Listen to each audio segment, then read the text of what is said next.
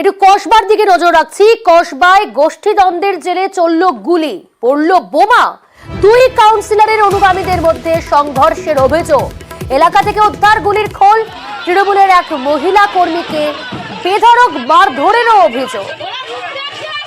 গুলি বোমাবাজির অভিযোগে ধৃত ইতিমধ্যেই 5 জন।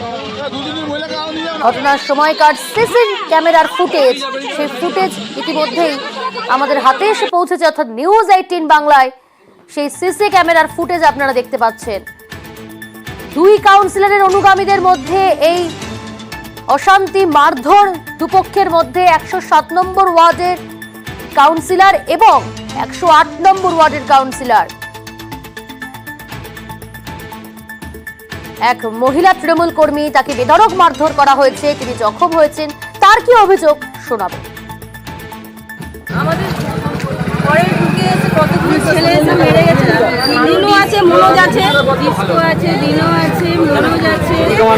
তো ওনার ছেলেদের পার্টি ছিল, প্রতিটা ছেলে এসে ভান করে আছে। পুরো বিষয়টা জানাবে আমাদের সঙ্গে রয়েছে প্রতিনিধি রৌনক। রৌনক, পুরো বিষয় জানতে চাইবো, ঘটনার সূত্রপাত, কেন এরকম পরিস্থিতি তৈরি হলো এবং এই ঘটনায় 5 জন গ্রেপ্তার হয়েছে এখনো পর্যন্ত।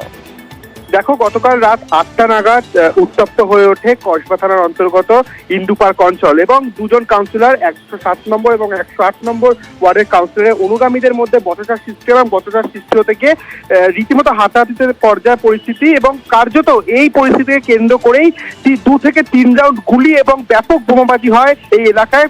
4 ঘন্টা ধরে এইরকমই পরিস্থিতি ঘটে এবং তার কিছুক্ষণের মধ্যেই কসবা থানার পুলিশ সেখানে হাজির হয়।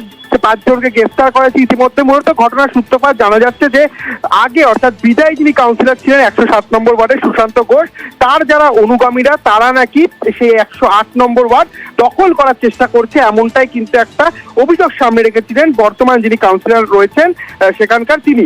এবং এই বিষয়কে সামনে রেখেই কিন্তু দুপক্ষের মধ্যে বচসা তৈরি হয় এবং সেই বচসা এমন জায়গায় যায় যে খাস কলকাতার কসবা অঞ্চলে ভর সন্ধ্যেবেলায় কিন্তু গুলি চলে। আর শুধু কালকের ঘটনাই নয়, গত পরশু অর্থাৎ শনিবার রাতেও কিন্তু ঠিক এই একই বচসা তৈরি হয় দুই কাউন্সিলরের অনুগামীর মধ্যে এবং গোষ্ঠী দ্বন্দ্ব, এবং এই গোষ্ঠী দ্বন্দ্বের জেরে বোমাবাজি, গুলি চলে এই এলাকায়। এবং সিসিটিভি যে ফুটেজ, অর্থাৎ ইন্দু পার্ক অঞ্চলের সেই সিসিটিভি ফুটেজ চিহ্নিত করে ইতিমধ্যে 5 জনকে গ্রেফতার করা হয়েছে। আরো বেশ কিছু জনের কিন্তু ইতিমধ্যে খোঁজ চলছে। অর্থাৎ এই যে ঘটনা, একেবারে রণক্ষেত্রের পরিস্থিতি নেয় কসবা অঞ্চল। এই ঘটনার সঙ্গে কারা যুক্ত, মূলত কি মোটিভ ছিল এবং যখন বেশ পরিস্থিতির উপর নজর রাখো রৌনক। 107 নম্বর কাউন্সিলর লিপিকা মান্নার বিরুদ্ধে ক্ষোভ প্রকাশ ওয়ার্ডের প্রাক্তন কাউন্সিলরের। তার নেতৃত্বে এলাকায় সন্ত্রাসের অভিযোগ সুশান্ত ঘোষের। অভিযোগ অস্বীকার লিপিকা মান্নার। বাড়িওয়ালা ভাড়াটির গন্ডগোল বলেই পাল্টা দাবি কাউন্সিলরের। গোষ্ঠী দ্বন্দ্ব কিনা বলতে পারবো না, তবে নির্বাচনের রেজাল্ট বেরোনোর পর থেকে এক শ্রেণী সমাজ বিরোধী ওই কাউন্সিলরের নেতৃত্বে ওয়ার্ডের বিভিন্ন জায়গায় তাণ্ডব চালাচ্ছে। তাদের একটাই বক্তব্য, সুশান্ত ঘোষের সঙ্গে কোনো যোগাযোগ থাকা যাবে না। বোম গুলি সমস্তই বেরিয়েছে এবং যাদের ছবি কসবা থানা টানানো থাকে তাদেরকে সঙ্গে নিয়ে চলছে। সমস্ত ওয়ার্ডটা সমাজ বিরোধীদের দ্বারা পরিবৃত হয়ে গেছে। সাধারণ মানুষ আতঙ্কিত, যেটা হচ্ছে ভালো হচ্ছে না। শান্তিপ্রিয় মানুষ, আমি কখনো গন্ডগোল ঝগড়া এগুলো করি না। আসল ঘটনা তো বাড়িওয়ালা ভাড়াটে নিয়ে। বারংবার কেন এরকম ভাবে গোষ্ঠীদ্বন্দ্ব বলা হচ্ছে আমি বুঝতে পারছি না।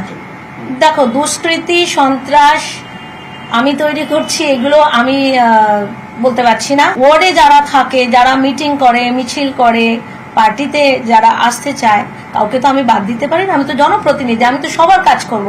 ওয়ার্ডের বাইরে থেকে লোক আসছে, বদমাইশি করছে, সেটা আলাদা কথা, সেটা তো কিছু নয়। তো আমার বড় চেয়ারম্যান, ওনাকে সরিয়ে দেবে, কে সরিয়ে দেবে? ওনার বাড়িও তো এই ওয়ার্ড। আপনার মানে বিবাদটা কি? কোনো বিবাদ নেই, কোনো বিবাদ নেই।